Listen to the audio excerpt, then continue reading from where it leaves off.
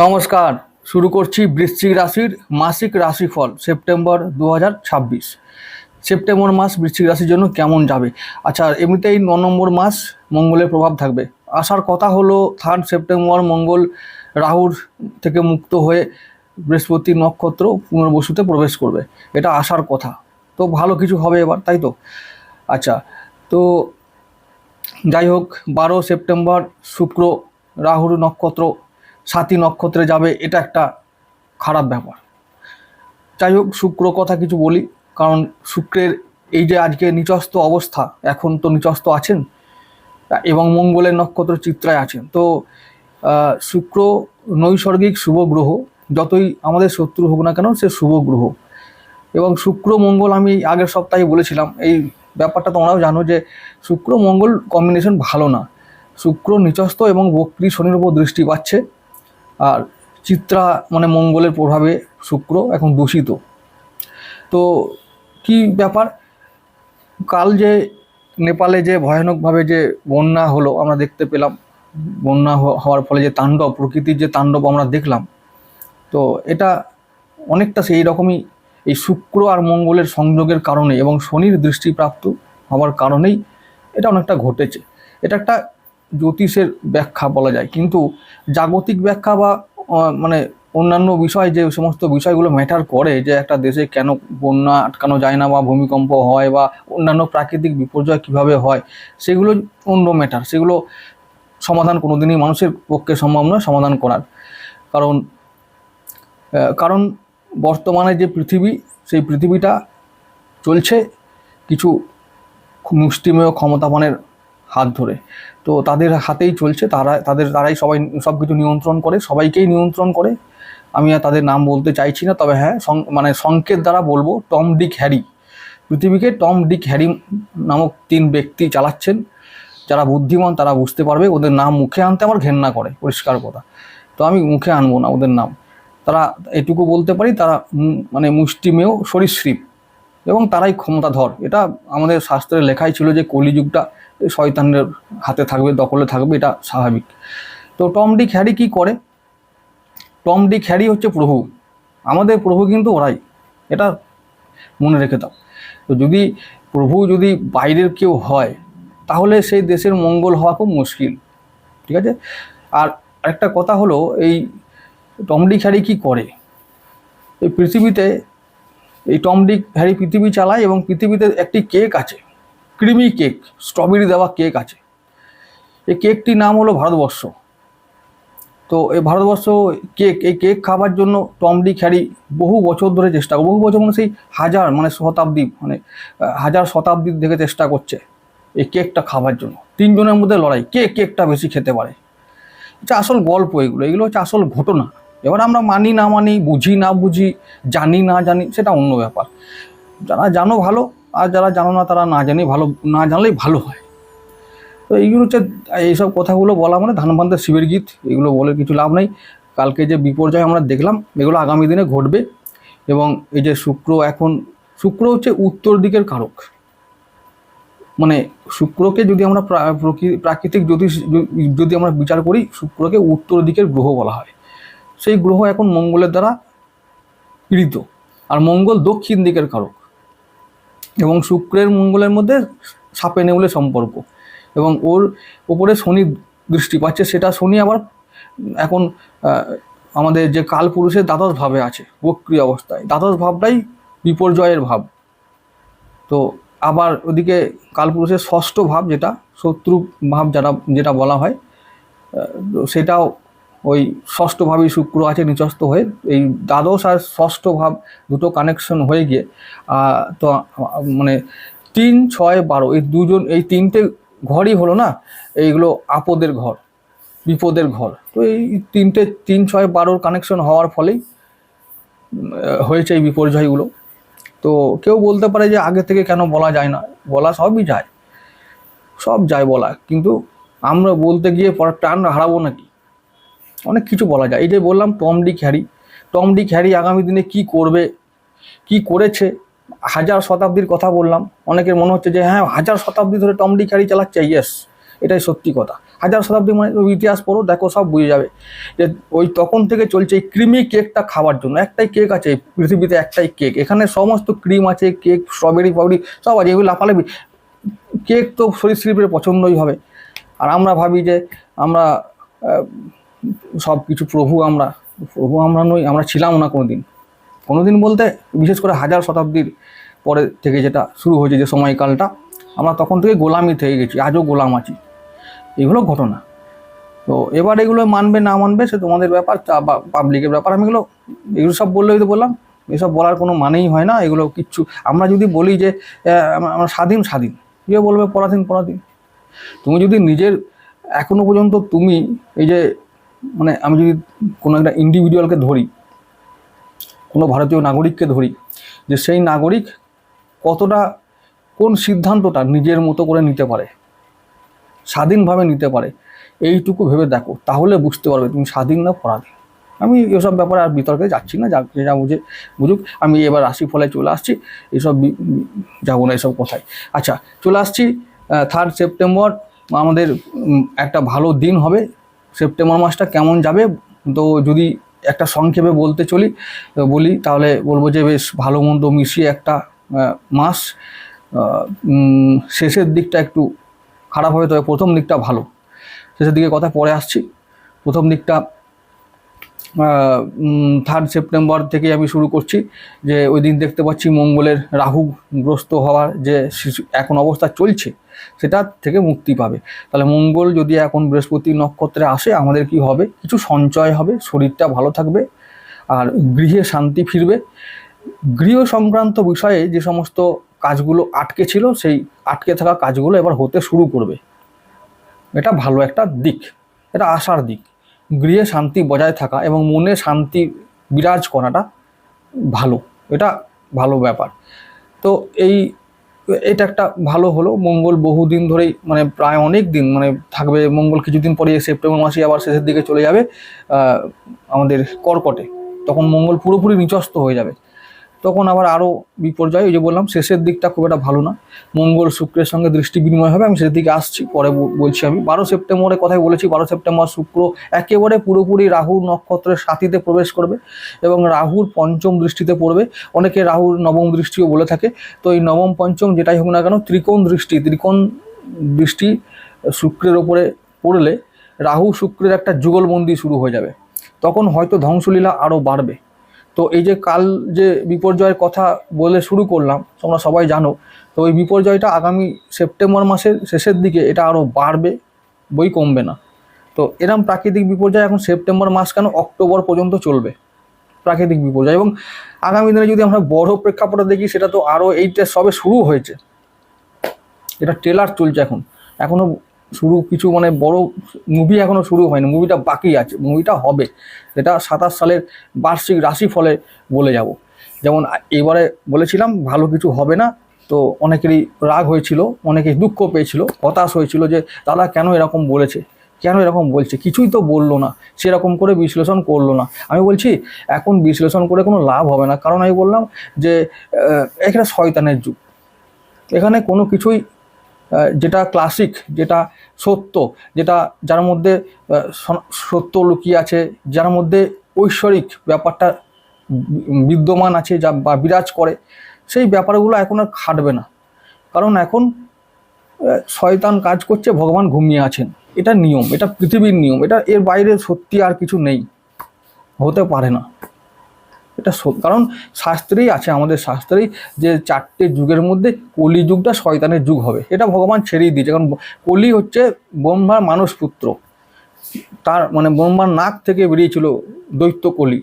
তো সে ব্রহ্মার পুত্র, তারও তো একটা ভাগ আছে, তারও তো একটা যোগ আছে, মানে তার একটা অধিকার আছে যে একটা যুগকে তো আমি শাসন করব, 3টে যুগ ভগবান নিয়ে নিয়েছে। ঠিক আছে, ওই একটা তো আমার জন্য ছেড়ে দাও, তো একটা ছেড়ে দিয়েছে আমাদের ওর জন্য। ও এখন যা করার করছে। আর ওদেরই ওর যে লোক, তারা হচ্ছে এই টম ডিক হ্যারি, এই ওর হয়ে কাজ করছে। এখন বুঝতেই পারছো কেমন তাহলে চলছে সব কিছু, আর আগামী দিনে কেমন চলবে। এসব নিয়ে আর বিতর্ক বাড়িয়ে লাভ নেই, আমি আবার ফ্যাক্টে চলে যাচ্ছি। আমি আবার বলছি যে জ্যোতিষীরা বা আমাদের যারা সাধনা করে, যারা ঈশ্বরের সঙ্গে যুক্ত থাকে, যারা ঈশ্বর নিয়ে চলে, বা যারা এই সমস্ত মানে ঈশ্বরের সঙ্গে থাকা ব্যক্তিরা, তারা আভাস একটু হলেও পায় যে আগামী দিনে কেমন। আমি বিস্তারিত যাব না, কে কেমন জানে কি কেমন বোঝে সেটা আমি যাব না, তবে আমি এটুকু বলতে চাই যে সবাই বোঝে ঈশ্বর এমনই একজন মানে শক্তিটা এমন একটা শক্তি যে তার ভক্তকে বুঝিয়ে দেবে যে হ্যাঁ এবারে দিন এসে গেছে, তুমি অন্তত অ্যালার্ট হও। আর যদি পারো অ্যালার্ট করো, কিন্তু অ্যালার্ট করলেও নিয়তিকে আটকানো যাবে না, তারা বুঝে যায়।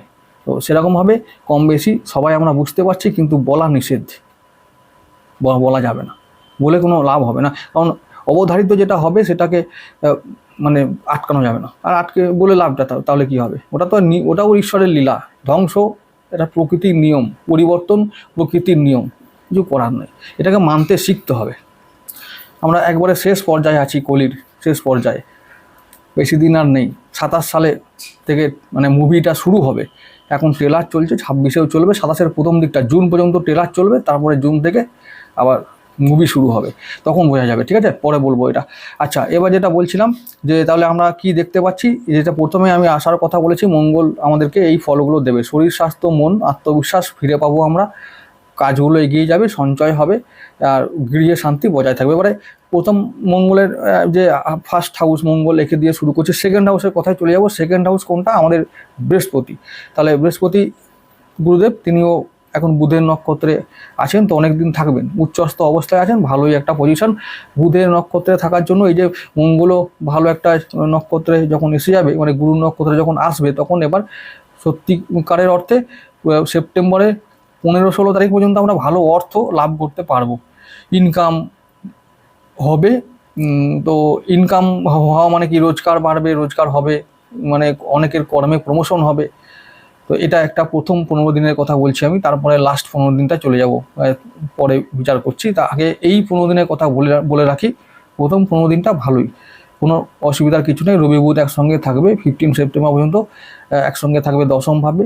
তো কর্মে উন্নতি, কর্মে প্রমোশন, কর্মে ভালো ভালো কর্ম লাভও হবে অনেকে যারা খুঁজছো, এখান থেকে ইনকাম বাড়বে, আর্থিক উন্নতি হবে। ভালো ঘটনা আরও আছে, যেটা হলো আমি বলেছিলাম যে অনেকেরই যাদের জমি জায়গা সংক্রান্ত বিষয়ে সমস্যা চলছিল, সেগুলো সমাধান হবে, অনেকেই জমি লাভ করবে, গৃহ লাভ হবে, অনেকেরই মানে অনেকে গাড়িও কিনতে পারে, গাড়িও এই সময় কিনবে। তবে আবার বলছি, গাড়ি প্রসঙ্গে কথা বলি, যে গাড়ি কেনার আগে বৃশ্চিক রাশি মানুষদের বলবো যে সাবধান থাকাটা দরকার। গাড়ি এখন যা অবস্থা চলছে, বুঝে শুনে না কিনলে পরে ঠকতে হতে পারে, সেটাই বলবো সেই ব্যাপারে। আচ্ছা, এবারে তাহলে আর একটা কথা যেটা বলছি, যে প্রথম 15 দিনে আর কি ঘটবে, সেটা হলো যদি থার্ড হাউসের দিকে আমরা নজর রাখি, থার্ড ফোর্থের দিকে আমরা শনিকে পাবো। তো শনির থার্ড আর ফোর্থের মালিক যেহেতু ফোর্থেই আছে, মানে থার্ড হাউস আর ফোর্থ হাউসে পঞ্চমে আছে শনি এখন।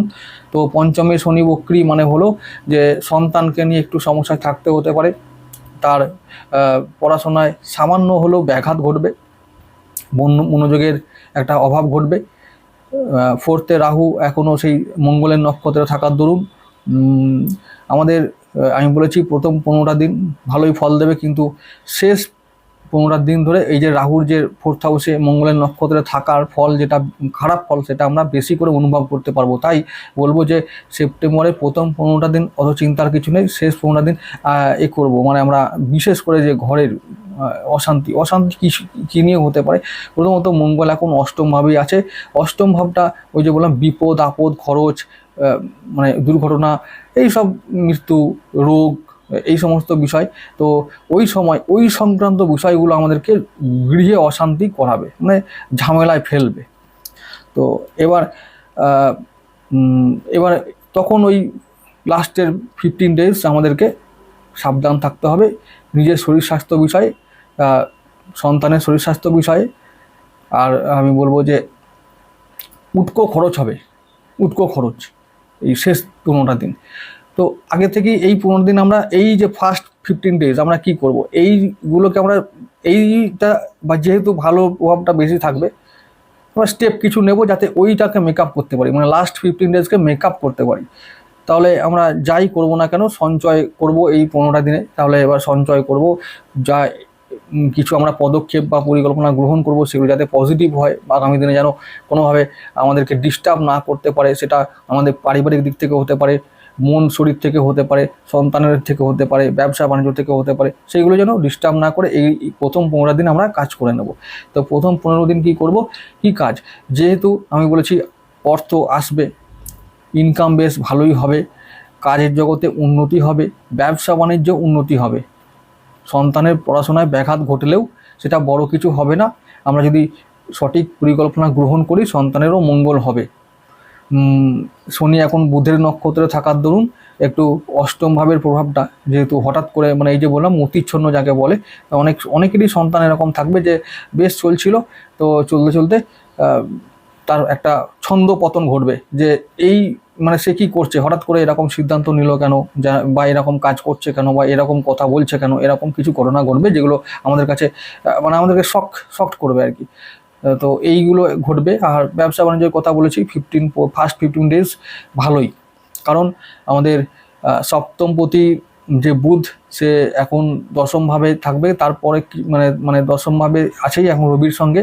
এই 15 ডেজটা ভালোই একটা কাটবে, মানে যেহেতু রাহু বুধের সংযোগ থাকবে, রাহু বুধ আমাদেরকে হঠাৎ করে কিছু টাকা এনে দেয়, ইনভেস্টমেন্টের জন্য ভালো কিছু এনে দেয়। তো এইগুলো চেষ্টা করলে আমরা এইসব বিষয়গুলোকে যদি নিয়ে ভাবতে পারি তাহলে, বা পদক্ষেপ নিই, তাহলে কিন্তু এইগুলো থেকে ভালো রেজাল্ট আমরা পাবো।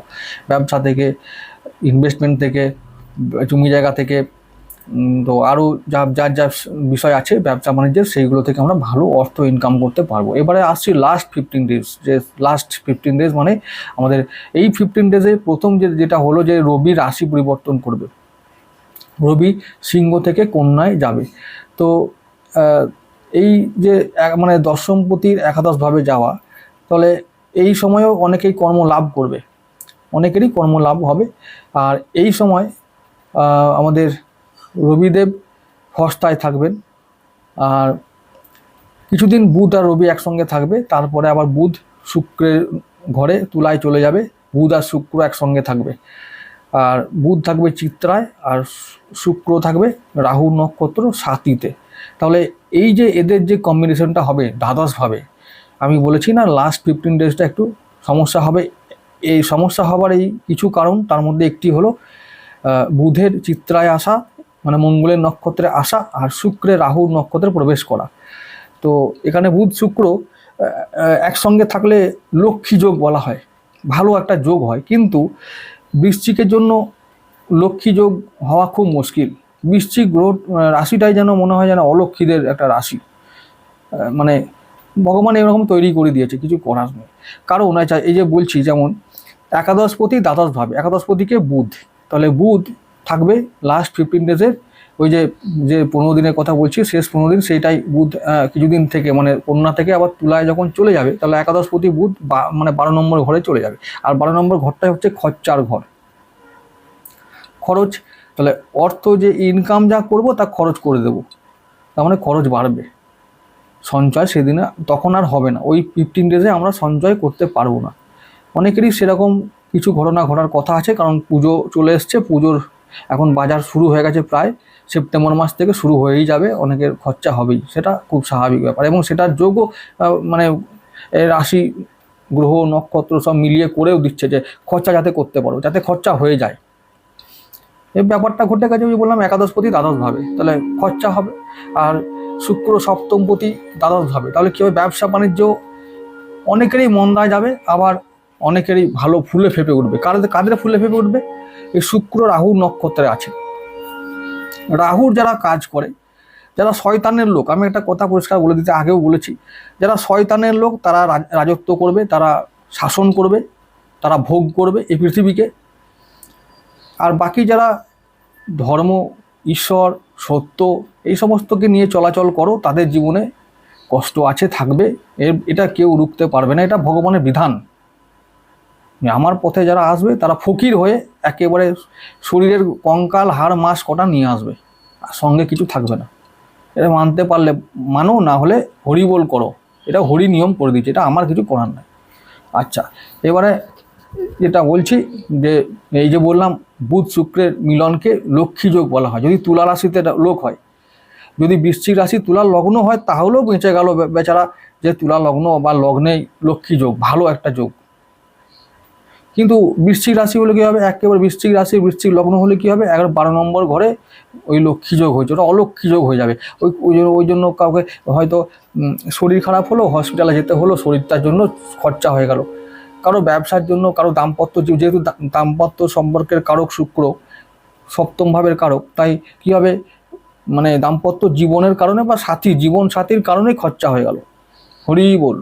আচ্ছা, তারপরে অষ্টমপতি যেহেতু বুধ আছে দ্বাদশভাবে, তাহলে কারো রোগের দায় হবে, কারো মামলা মোকদ্দমা হবে। রোগ হলে তো কিছু করার নেই, এবার মামলা মোকদ্দমা হলে হবেই একদম। এবং হলে কী নিয়ে হবে, প্রথমত ব্যবসার জন্য এটা হবে, কারো ব্যবসায় এরকম অনেক হয়। আবার দাম্পত্য জীবনের জন্য, জীবন সাথীর মাথা খারাপ হয়ে গেল, দিতেই হবে, ওইটা না দিলে দেব হবে। চলো, এরকম অনেকেরই চলো তৈরি হয়ে গেছে ব্যাপারটা, যাদের অনেকেরই আছে তাদের এই সময়টা লাস্ট 15 ডেজে এই চলোটা তৈরি করতে হবে। কোথায় যাবে, এই কোর্টে চলো, নয় হসপিটাল চলো, এরকম ব্যাপার। তো এই ব্যাপারগুলোও হবে, এই ধরুন পয়সা খরচা হবে।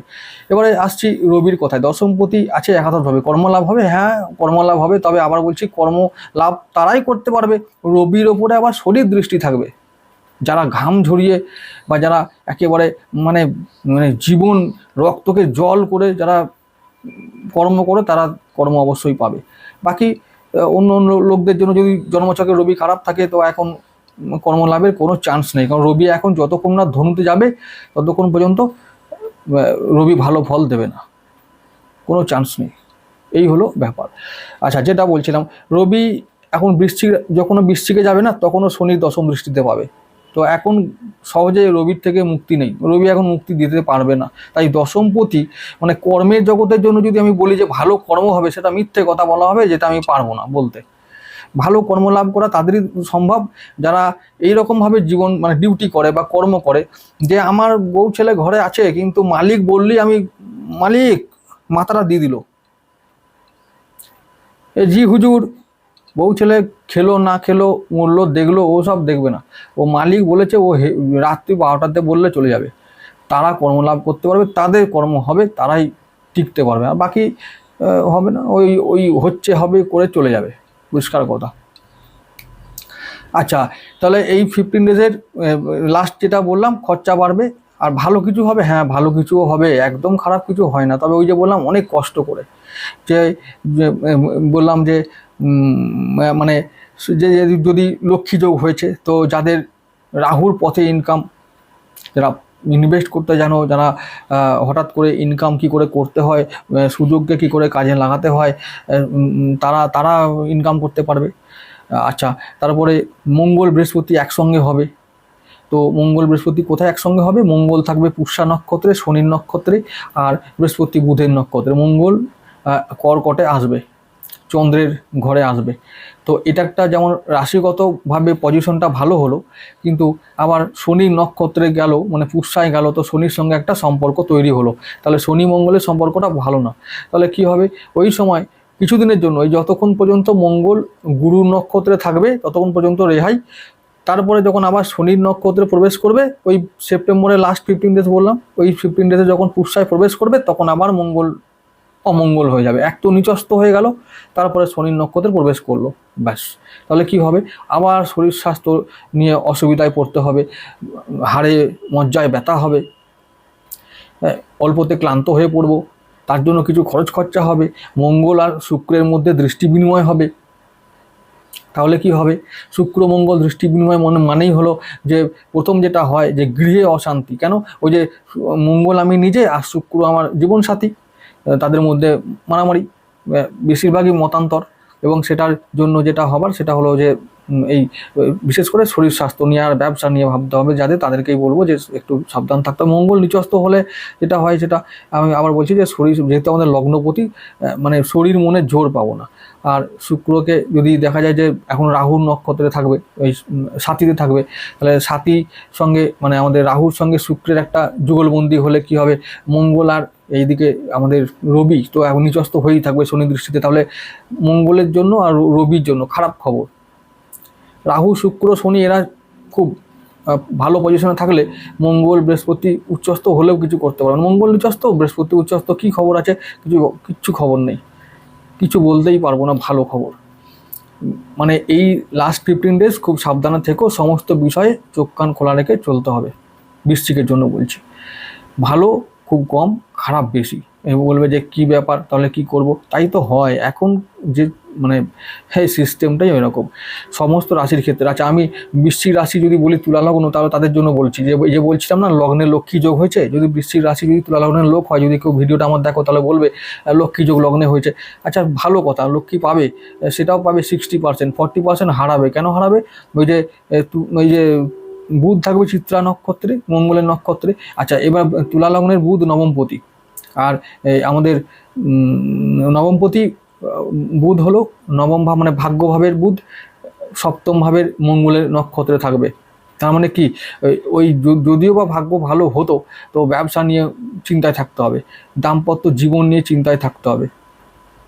সেই ব্যবসা দাম্পত্য জীবনের কারণে তাদের কি হবে, লক্ষ্মীর জায়গায় যদি এই ইস্যু যাদের থাকবে, ব্যবসায় ইস্যু চলছে, দাম্পত্য জীবনে ইস্যু চলছে, তাদের জন্য তারা একবারে অর্থ খরচ করতে বাধ্য হবে, অর্থ খরচ তাদের জলের মতন হবে। তাহলে কি বলবো, লক্ষ্মী লাভ করবে কিন্তু অলক্ষ্মীও চলে আসবে সঙ্গে সঙ্গে, হয়তো। তো এই ব্যাপারটা একবারে সবাই যে খুশি হবে বা সুখে থাকবে তা তো হয় না, কখনোই সেটা করবে না। এটাই নিয়ম পৃথিবীর বা প্রকৃতির, এটাই নিয়ম। তো এটা আমি আবার যদি বলি যে ভালো, তাহলে শনির লোকদের ভালো হবে। শনির লোকদের ভালো কী করে হবে? আচ্ছা এবারে আমি যদি বলি বৃশ্চিক রাশি কুম্ভ লগ্ন কেমন যেতে পারে। বৃশ্চিক রাশি কুম্ভ লগ্ন, কুম্ভ লগ্নের তলে দ্বিতীয়ভাবে শনি বক্রী হয়ে আছে বুধের নক্ষত্রে। যদি কুম্ভ লগ্ন হয় তাহলে আমি দেখবো 1 2 3 4 5 পঞ্চমপতি, মানে বুধের নক্ষত্রে শনি আছে। শনি বুধ ভালো একটা কম্বিনেশন হয়েছে দ্বিতীয়ভাবে। কিন্তু মুশকিল হলো যে আচ্ছা এবার যেটা বলছি ভালোটা কোন দিক থেকে হতে পারে। বৃশ্চিক রাশি কুম্ভ লগ্ন, শনির, আমি বললাম না যে শনির পাওয়ার বাড়বে, শুক্র রাহুর পাওয়ার বাড়বে, তাহলে তারা ভালো থাকবে। দেখা যাক কেমন ভালো থাকে, সেটা একটু বিচার করে বুঝিয়ে দিচ্ছি। আচ্ছা পঞ্চমপতি বুধ, ওদের যদি 5 6 7 8 5 6 7 8 9 নবমভাবে থাকবে। পঞ্চমপতি বুধ নবমভাবে থাকবে লাস্ট 15 ডেজ। বুধ যখন শুক্রের রাশিতে তুলায় আসবে তখনকার কথা বলছি।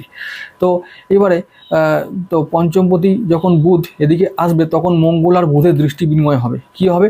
আচ্ছা মঙ্গল আমাদের আমি তখন এদিকে মঙ্গল আমাদের বলছি না, তখন 3rd হাউসের লোক। শনির যে কুম্ভ লগ্ন, তাহলে কুম্ভ লগ্ন হলে 3rd হাউস কী হবে? মেষ রাশির ঘরটা।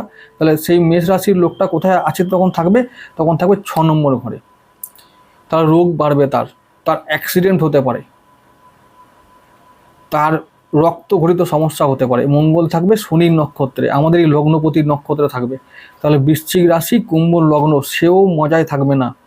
টাকা সেও পেতে পারে, ইনকাম তারও হবে, কিন্তু টাকাটা কতটা রাখতে পারবে এবং সেটা ভালো কাজে ব্যবহার করতে পারবে, সেটা খুব ভাবার বিষয় আছে।